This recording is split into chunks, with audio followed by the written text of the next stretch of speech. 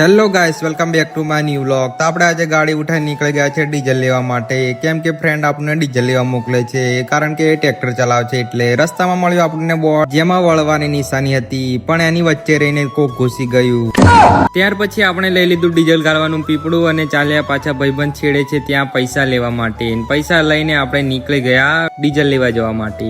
ત્યાર પછી આપણે આવી જાય છે કાટુ ચોકડી, ત્યાંથી આપણે વળાંક લઈને પહોંચી ગયા આપણે ભારત પેટ્રોલિયમ પર, પણ આપણે તો ડીઝલ લેવા આવેલા ને।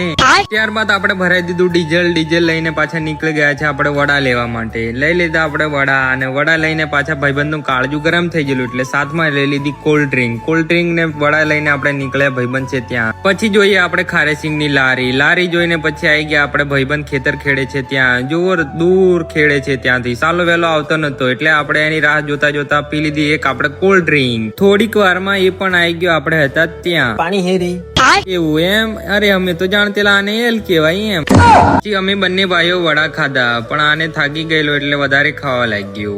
ત્યાર પછી આને આપણે દોડી મૂક્યું।